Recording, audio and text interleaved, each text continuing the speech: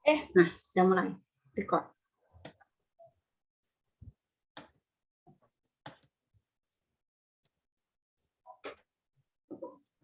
Silahkan untuk kelompok 7.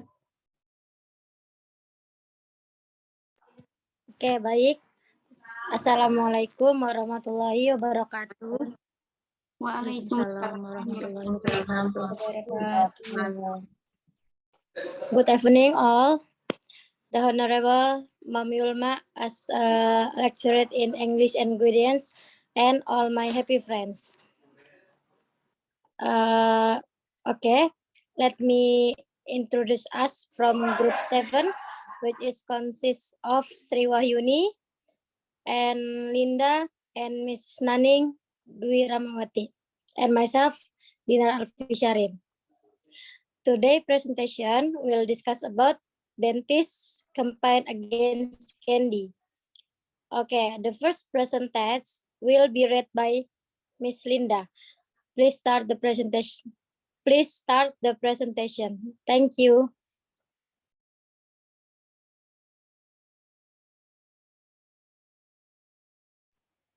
Silakan Kak Linda dimulai presentasinya.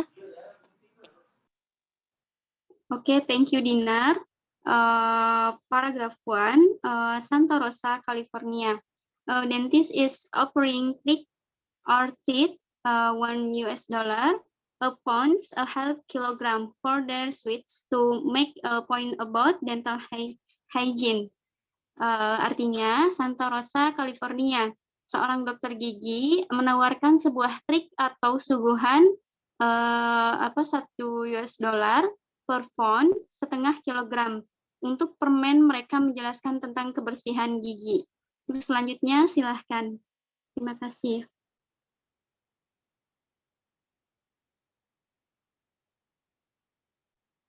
Slide kedua, baik. Dr. Stephen Berger has offered to buy children's Halloween candy since 1984. He said he averaged about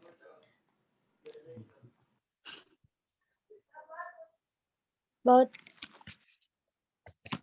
1.500 pounds sterling or 675 kilograms of treats a year, and that he has the candy carted off the dump. Slide selanjutnya.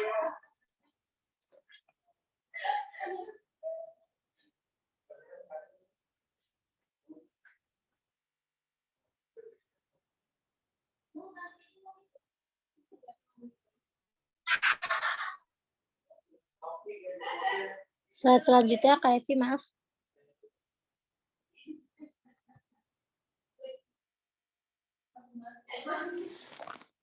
Ya, artinya sejak tahun 1984, Dr. Stephen Berger menawarkan diri untuk membeli permen Halloween dari anak-anak.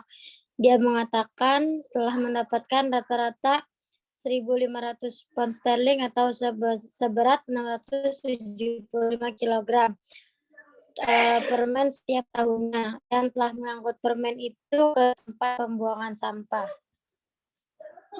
Baik, kemudian dilanjutkan oleh Ibu Naning.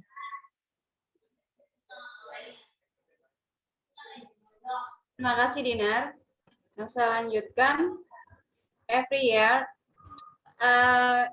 get people who are upset with me because they feel I should donate the candy to carry. Bigger said, candy and sugar in general are very poor nutrition. So, even if you donate it to the elderly who have no teeth, is still bad.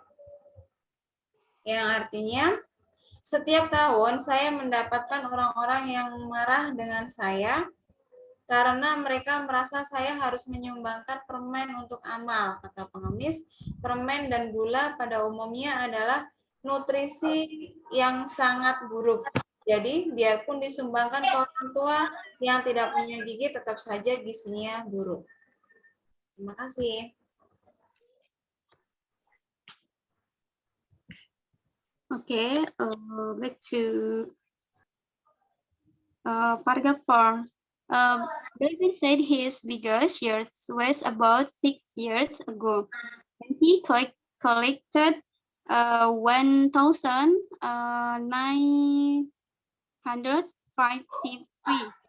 pounds of candy, yang artinya permen dan gula secara umum adalah gizi yang sangat buruk. Jadi setiap kamu mendonasikan kepada orang tua yang tidak memiliki gigi, itu masih nutrisi yang buruk. Silakan selanjutnya oleh Sri Wahyuni. Next paragraph. I have kids who save candy all year long. I say, if it's can, it's fair game, he said. We are a garbage truck outside the office, and we have a staff member empty the candy out the bags into the truck. That's our way of screening for rugs. It's subtle but effective. Yang artinya, saya punya anak yang menyimpan permen sepanjang tahun. Saya katakan jika tidak bisa, itu permainan yang adil, ucap dia. Kami memarkir truk sampah di luar kantor dan kami memiliki anggota staf yang mengosongkan permen dari kantong ke dalam truk. Itulah cara kami menyaring batu. Ini tidak ketara tapi efektif. Berikutnya presentasi yang akan disampaikan terkait problem solving di unit 7. Problem solving pertama yang akan saya sampaikan.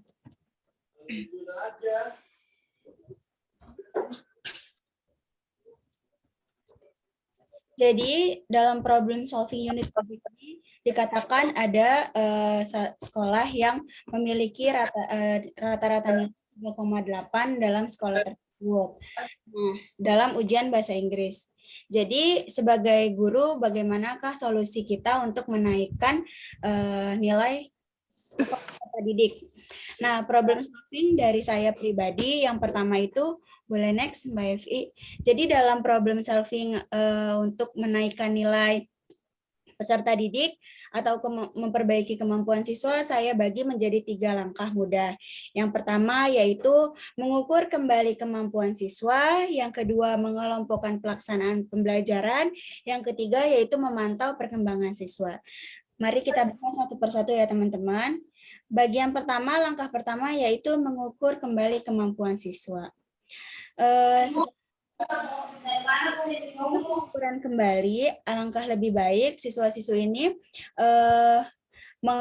melaksanakan yaitu asesmen diagnostik atau pemetaan kemampuan belajar siswa. Asesmen ini bisa dilakukan dengan cara memberikan soal yang struktur dan sesuai kompetensi siswa, guna mengukur pemahaman mereka terhadap materi yang telah dipelajari sebelumnya. Hasilnya bisa dijadikan sebagai bahan evaluasi untuk pengajaran selanjutnya. Lalu kita juga bisa melakukan pendampingan lebih jelas kepada siswa yang membutuhkan atau yang kurang memahami materi tersebut. Boleh Mbak? Next. Nah, di sini tadi kita baca yang tadi saya sampaikan untuk mengukur kemampuan siswa. Jadi di sini sebelum memulai pembelajaran, alangkah baiknya sekolah melaksanakan pengukuran terhadap siswanya. Sekolah bisa melakukan asesmen seperti itu. Asesmen ini bisa dilakukan dengan cara memberikan soal yang terstruktur dan sesuai kompetensi siswa, yang mana itu untuk mengukur pemahaman mereka terhadap materi yang telah dipelajari sebelumnya. Hasil dari asesmen tersebut bisa dijadikan sebagai bahan evaluasi untuk pengajaran berikutnya. Lanjut, langkah kedua, yaitu mengelompokkan pelaksanaan pembelajaran. Pengelompokan ini terbagi menjadi 3, yaitu guru mengajar sesuai kebutuhan peserta didik. Yang kedua, pengelompokan ini tidak bermaksud untuk membeda-bedakan siswa. Dan yang ketiga, pengelompokan ini membantu peserta didik untuk menerima materi baru. Untuk lebih jelasnya, saya akan menjelaskan tentang guru mengajar sesuai kebutuhan peserta didik. Saat kegiatan belajar mengajar, kita bisa mengelompokkan siswa berdasarkan kemampuan mereka. Kemampuan siswa bisa Anda ketahui melalui nilai, asesmen, atau latihan soal yang bisa dikerjakan sebelumnya. Lalu, pengelompokan ini bukan berarti untuk membeda-bedakan siswa antara siswa yang pintar atau siswa yang kurang pintar ya. Tapi ini bisa dijadikan untuk indikator keberhasilan guru selama mengajar, apakah masih adakah banyak siswa yang belum mengerti atau yang belum paham atau sudah paham semua. Sehingga guru bisa menciptakan strategi pembelajaran yang tepat sesuai dengan kemampuan siswa di setiap kelompoknya. Ini pun bertujuan untuk memperbaiki kemampuan siswa dan menciptakan pembelajaran yang lebih efektif. Seperti itu. Pembagian ini aku mau ngeledekin, aku cium marah kan aku sayang Ara. Memiliki kemampuan akademik Aku sayang banget sama Ara. Yang baik atau diulangi ya teman-teman ya. Pembagian kelompok ini bisa dibagi menjadi kepada peserta didik yang memiliki kemampuan akademik atau kemampuan lainnya seperti itu. Lanjut, yaitu membantu peserta didik siap menerima, maaf Mbak, masih yang poin ketiga langkah 3. Membantu peserta didik siap menerima materi baru. Dalam hal ini, ketika ada peserta didik yang sudah memahami atau di atas rata-rata dari nilai asesmen tersebut, terus mendapatkan nilai, guru bisa memberikan pengajaran secara normal sebagaimana mestinya. Hal ini dikarenakan siswa tersebut memiliki pemahaman dan penyerapan materi yang telah baik. Namun sebaliknya, bagi siswa yang memiliki kemampuan akademik yang kurang dan mendapatkan nilai hasil asesmen yang di bawah rata-rata, maka guru harus memberikan perhatian khusus kepada mereka, yang artinya guru bisa menjelaskan kembali materi yang sudah pernah disampaikan namun belum dipahami dengan baik oleh siswa. Seperti itu. Lanjut, yang membantu siswa. Jadi hal tersebut memang sulit untuk guru membeda-bedakan metode pembelajaran. Kelas ini nilai yang lebih unggul dengan metode yang seperti ini. Kelas ini yang mungkin sebalikannya belum terlalu unggul dengan metode yang seperti ini. Memang hal tersebut cukup sulit bagi guru, karena artinya kita sebagai guru harus mengajar lebih ekstra. Namun nggak ada salahnya kita harus mencoba hal tersebut untuk meningkatkan kemampuan siswa-siswi yang ada di kelas. Sebagaimana upaya kita membantu untuk siswa-siswi bisa mencapai tujuan pembelajaran dengan baik serta siap untuk menerima materi-materi yang baru sesuai dengan kemampuannya. Seperti itu. Lanjut di langkah ketiga, yaitu next, Mbak Evi. Pantau perkembangan siswa. Dalam pemantauan ini kita ada beberapa tahap yang bisa kita lihat, yaitu cek siswa yang masih kesulitan, lalu cek siswa yang masih mengalami peningkatan, lalu ada asesmen dan evaluasi, yang terakhir adalah melakukan pemantauan kembali hasil evaluasi. Jadi pemantauan ini berfungsi untuk kembali lagi untuk melakukan kegiatan belajar mengajar yang ada di kelas sesuai dengan kemampuannya. Jadi kita harus cek kembali siswa yang masih kesulitan, lalu cek siswa yang mengalami peningkatan, lalu ketika masih ada siswa yang mengalami masalah kita asesmen dan evaluasi, dan hasilnya kita melakukan pemantauan kembali dengan pengaplikasian pembelajaran yang baru lalu dievaluasi kembali. Terima kasih. Selanjutnya problem solving yang akan disampaikan oleh rekan saya. Terima kasih. Makasih Yuni. Maaf Mbak Evi untuk selanjutnya. Ya, saya mencoba untuk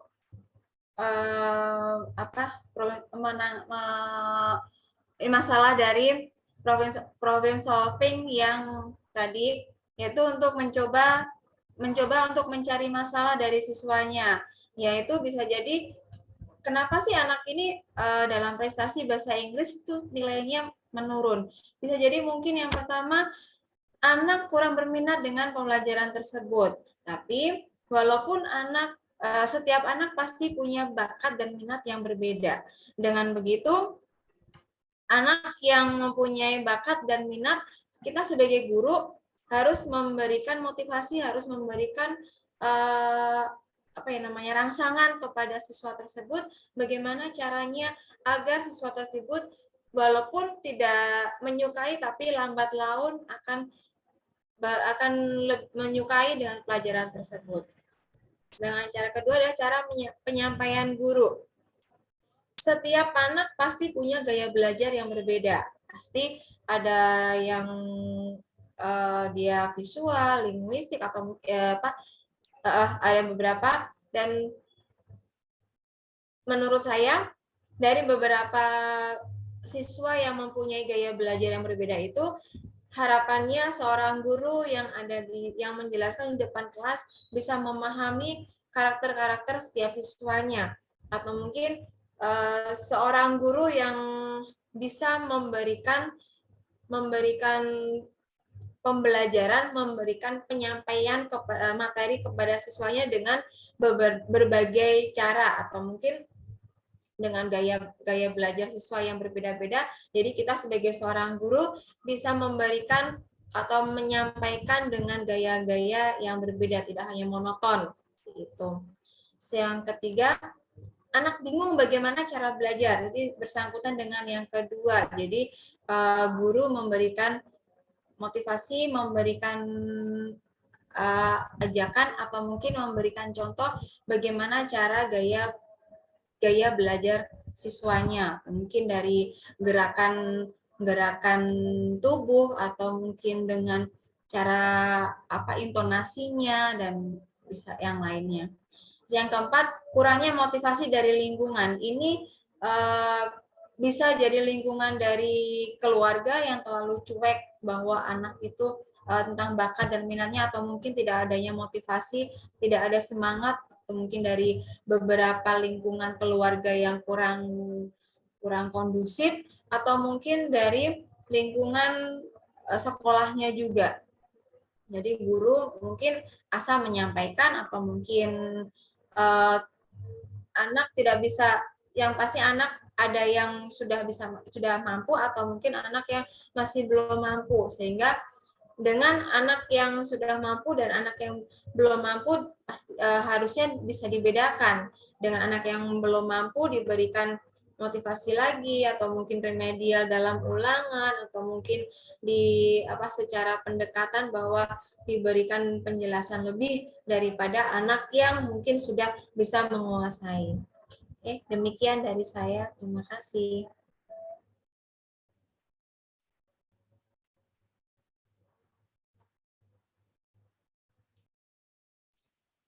Oke, baik. Selanjutnya problem solving dari saya. Kalau yang disampaikan oleh Bu Naning sama Sri Wahyuni itu sudah jelas ya kepada sekolahnya atau tentang pendidikannya. Kalau dari saya biasanya untuk anak yang mendapatkan nilai jelek itu orang tuanya juga banyak yang suka menghakimi. Kenapa nilainya jelek? Kenapa main terus? Kenapa menghakimi? Nah, di sini tuh orang tua diusahakan tidak menghakimi hasil nilai anak yang jelek. Mengapa? Karena dengan reaksi orang tua yang menghakimi sang anak, maka itu akan memperkeruh suasana. Jadi anak pun tidak akan ada motivasi untuk menjadi lebih baik dan berkembang lebih baik. Gitu. Kemudian yang selanjutnya mengajak anak untuk berdiskusi. Berdiskusi tentang apa? Tentang nilai yang didapatkannya, nilai jeleknya. Ditanya kenapa nilainya bisa jelek, kenapa. Dengan diajak berdiskusi, maka anak itu akan merasa hasil jeripayanya itu dihargai walaupun hasilnya tidak memuaskan. Tawarkan solusi dan biarkan anak itu memilih sendiri solusi apa yang tepat dan ideal untuk dirinya sendiri, agar solusi yang dipilih si anak ini membuat si anak itu nyaman untuk menjalaninya, dan dipastikan anak itu akan berusaha untuk mendapatkan nilai yang memuaskan untuk dirinya sendiri maupun untuk orang tuanya. Nah, kemudian orang tua pun juga harus berdiskusi dengan guru, dengan wali kelas atau dengan guru mata pelajaran yang didapatkan nilai yang jelek itu nilainya di pelajaran mana, maka ajaklah orang tua itu berdiskusi dengan guru tersebut. Atur waktu, berbicara dengan guru dan diskusikan kebutuhan yang anak butuhkan di sekolah. Peran guru itu sangat penting karena mereka bisa melihat apa saja yang terjadi di kelas. Bekerja sama dengan guru juga dapat membantu anak menemukan solusi untuk mengatasi nilai yang jelek tersebut. Kemudian yang keempat, merencanakan masa depan anak dan orang tua. Nah, orang tua dan anak ini juga sama-sama nih bekerja sama menyusun rencana pembelajaran di sekolah untuk mencapai target nilai yang lebih besar. Itu dengan melakukan percobaan yang membuat anak itu senang, jadi nggak merasa terbebani seperti itu. Namun masih berkaitan dengan pembelajaran di sekolah dan kehidupan sehari-hari. Jadi anak juga terpicu untuk lebih semangat dan giat untuk dalam menuntut ilmu. Kemudian orang tua juga perlu berdiskusi tentang minat dan bakat anak. Apa sih yang diminati, apa sih bakat apa sih yang dimiliki anak. Jadi nggak memaksakan kehendak orang tua itu sendiri. Jadi juga harus dibarengi sama minat dan bakat yang dimiliki oleh sang anak. Kemudian setelah kita mengetahui minat apa dan bakat apa yang dimiliki si anak, maka orang tua dan guru saling menyusun rencana kegiatan untuk bisa mengasahnya agar menjadi sebuah keahlian. Itu saja yang dapat saya sampaikan. Selanjutnya yang terakhir disampaikan oleh Kak Linda.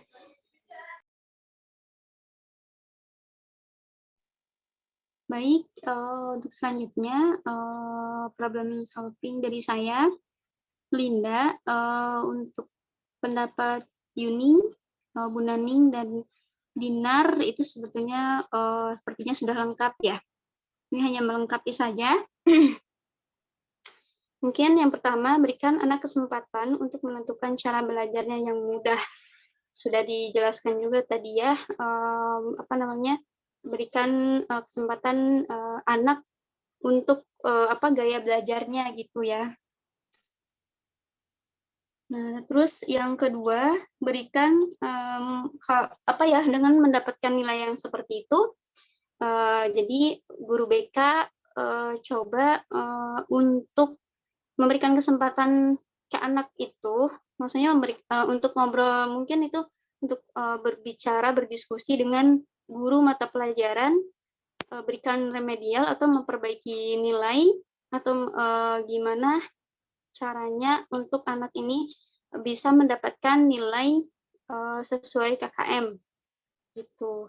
Dengan remedial, mungkin saja anak ada salah dalam belajarnya, atau anak ini rada malas dan lain sebagainya gitu.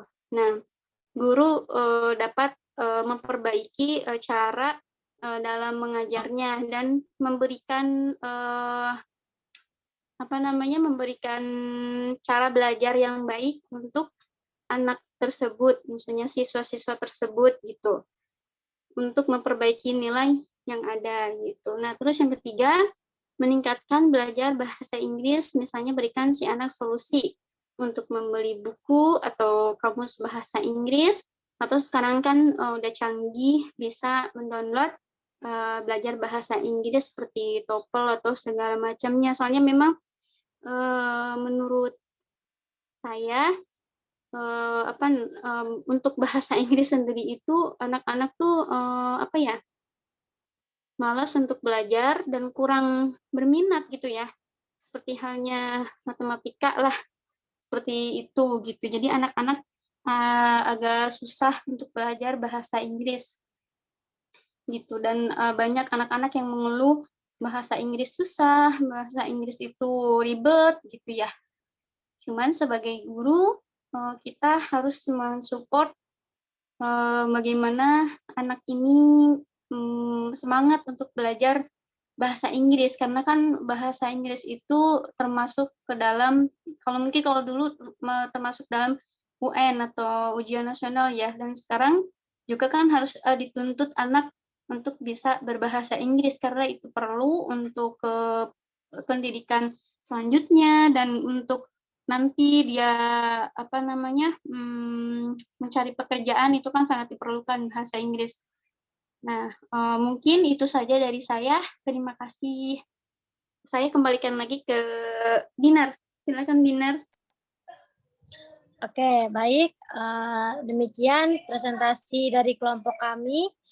Untuk mempersingkat waktu, dilanjutkan saja dengan kelompok 8 ya.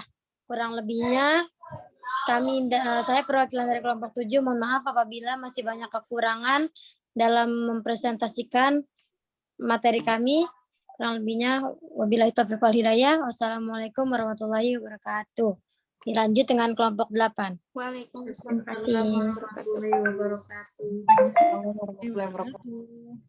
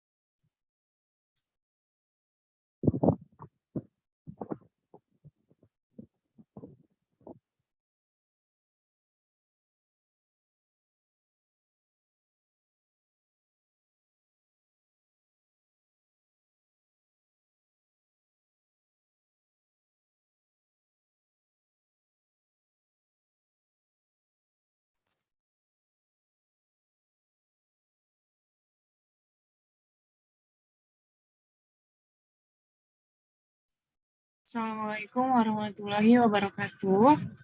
Good evening, Ma'am Yulma and friend. I'm the representative of Group 8. We will present about Japanese moral values. And let me introduce our group.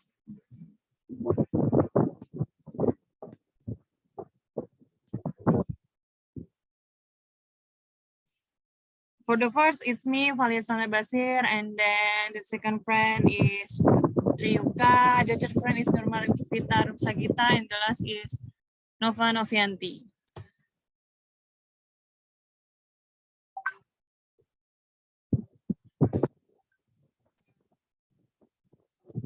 Practice Unit 8, the moral right to make one's own judgment whether in concrete cases to avoid conflict or to however.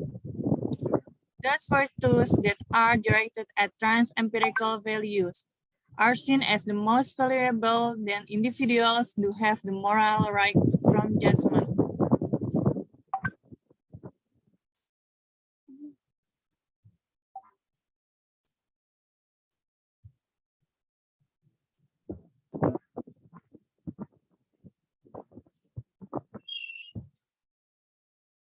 As to which type of interaction would be right in a given situation. That in Japanese ethics, these mortal virtues are pushed aside by the virtues of behavior according to the principle of harmony implied, therefore a limitation of the moral autonomy of the individual. Artinya ini adalah hak moral untuk membuat penilaian sendiri, baik dalam kasus konkret untuk menghindari konflik atau untuk bagaimanapun.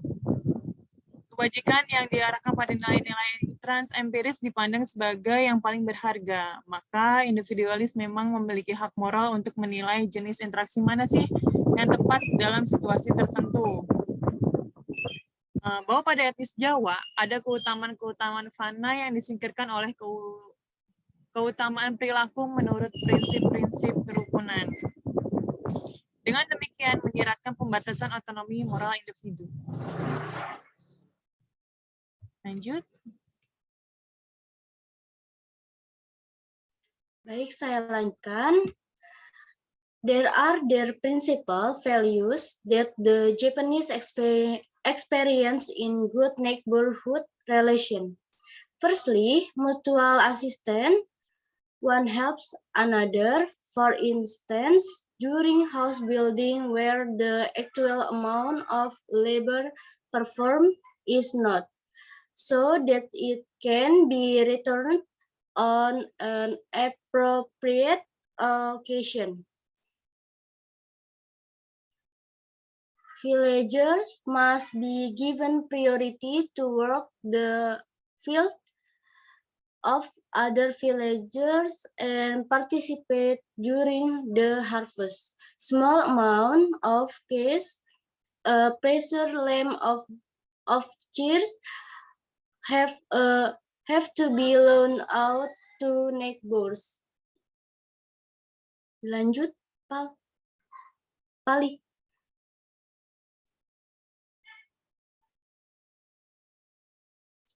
Ada 3 nilai pokok yang dialami orang Jawa dalam hubungan bertetangga yang baik. Pertama, gotong royong. Saling bantu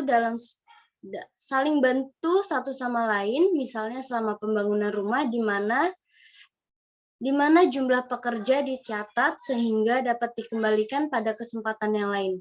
Penduduk desa harus diprioritaskan untuk menggarap ladang penduduk desa lain dan berpartisipasi selama panen. Sejumlah kecil uang tunai sebagai kelebihan lainnya harus dipinjamkan ke tetangga. Lanjut.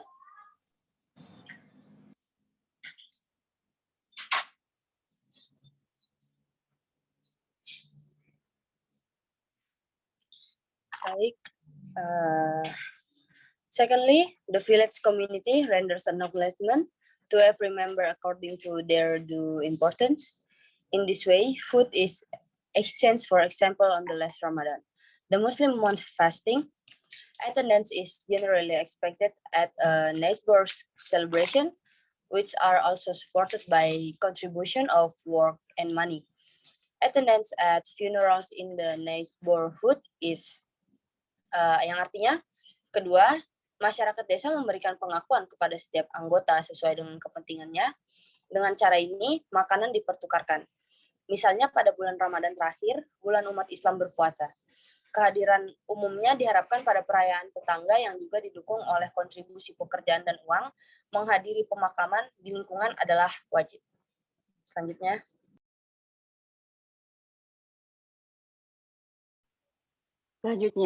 Thirdly, in the various neighborly relations, the villagers sees the realization of a value which is particularly meaningful to him, namely the equality of all villagers. Ideally, difference in the material wealth, education, and social position lose their importance in the village. In the village, one simply is neighbor, one stands equal the more obvious the way in which this equality is expressed, the greater the feeling of well-being and relief among the villagers. Yang artinya ketiga, dalam berbagai hubungan bertetangga, warga desa melihat realisasi sebuah nilai yang secara khusus bermakna baginya, yaitu kesetaraan semua warga desa. Idealnya perbedaan kekayaan materi, pendidikan, dan kedudukan sosial kehilangan arti penting di desa. Di desa tetangga yang sederhana, seseorang berdiri sejajar di antara yang sederajat. Semakin jelas kesetaraan ini diekspresikan, semakin besar perasaan sejahtera dan lega di antara penduduk desa. Selanjutnya, Pak Lia.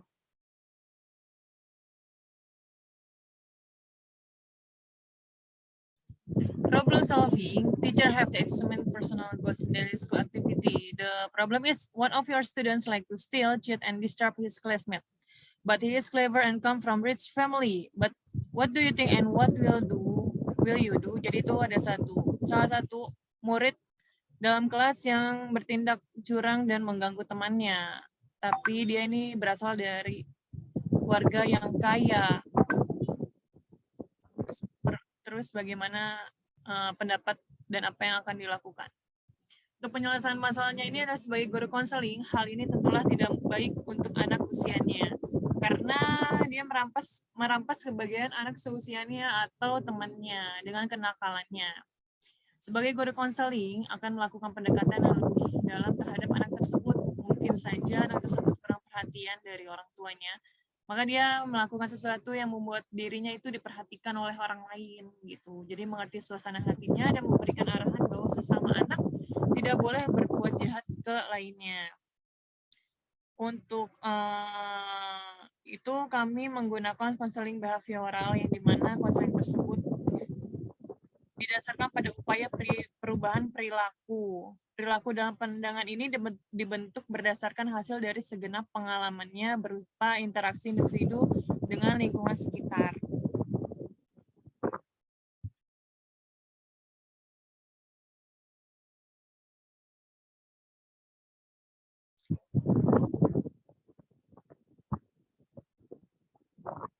Untuk presentasi dari kelompok 8 sudah cukup. Jika ada pertanyaan bisa diajukan. Terima kasih. Assalamualaikum warahmatullahi wabarakatuh.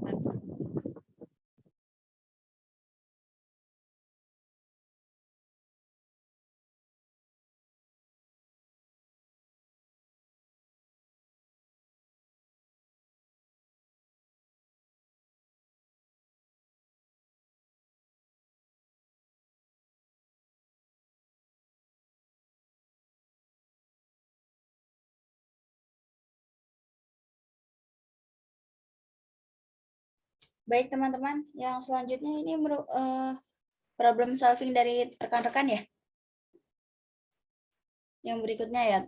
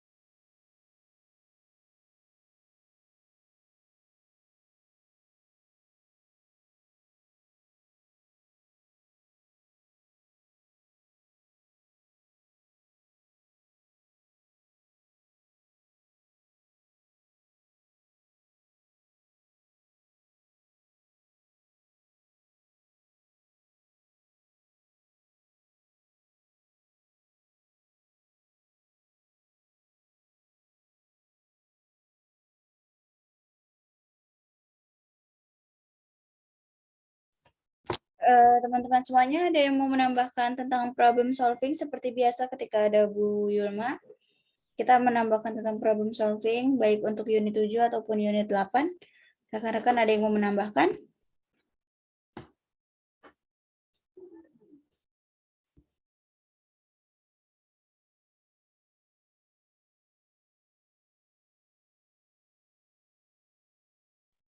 Mungkin aku boleh ya.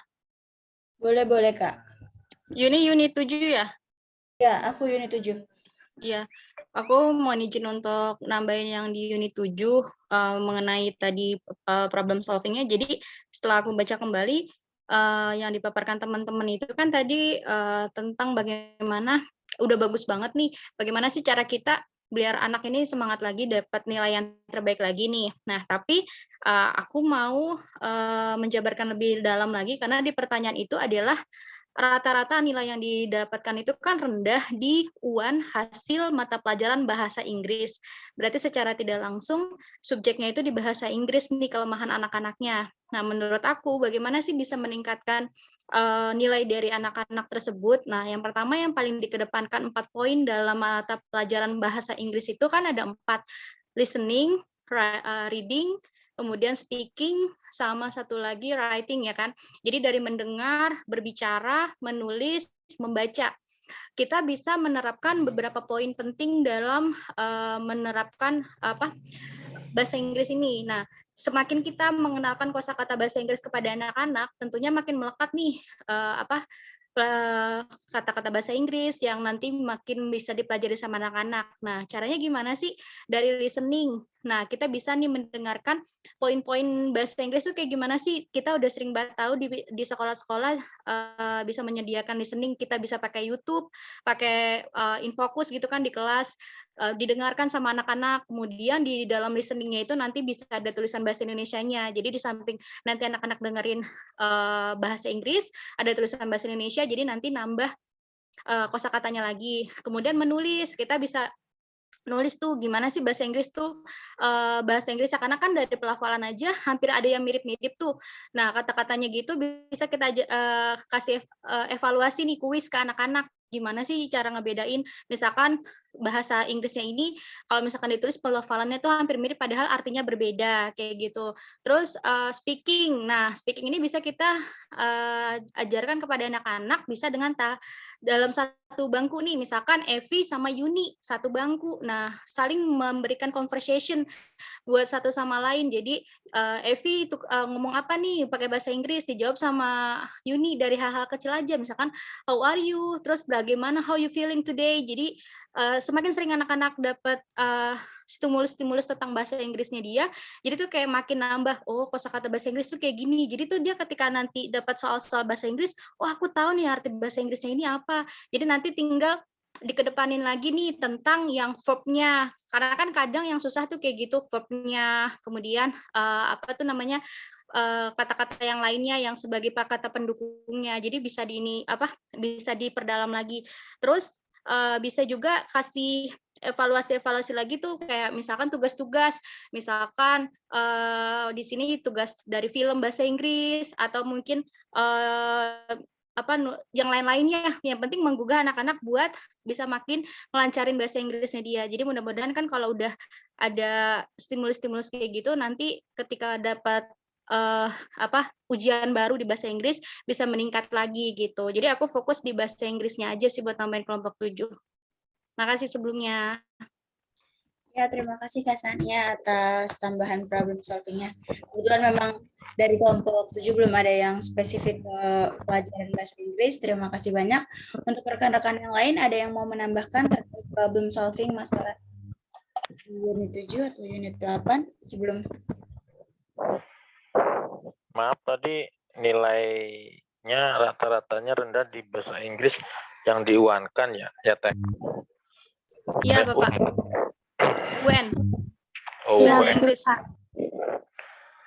Seperti biasanya kalau di sekolah itu ada semacam kegiatan pendalaman materi ya. Ini biasanya kalau di sekolah-sekolah kan ada itu kegiatan pendalaman materi. Jadi memang ada dikhususkan untuk mata pelajaran yang diujiankan biasanya ya.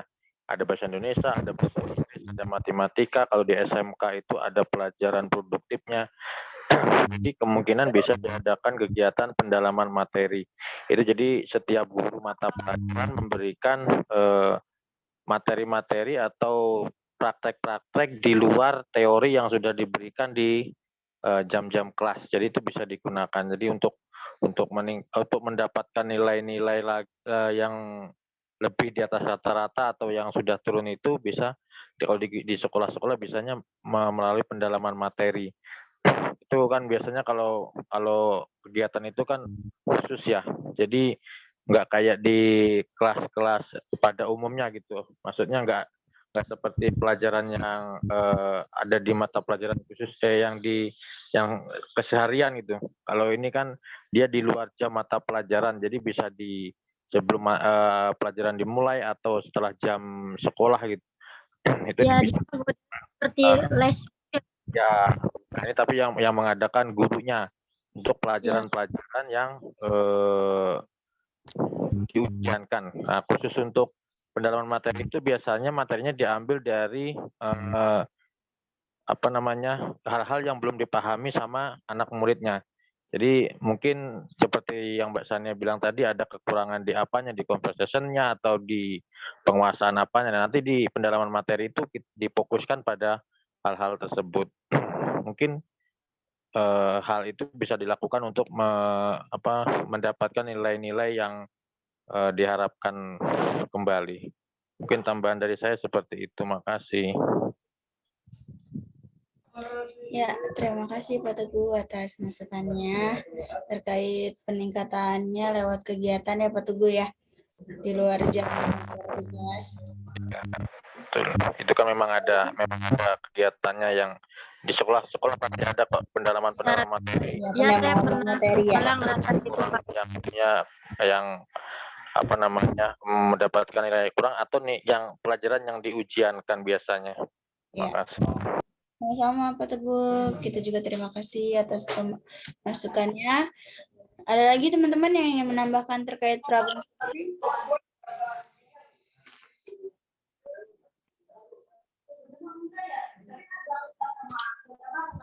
Sudah? Kalau sudah, kita lanjut. Saya balikan ke moderator awal aja kali ya, ke Dinar ya, untuk ditutup perkuliahan malam ini. Untuk kelompok 8 mungkin ada yang ditambahkan atau mau langsung ditutup saja?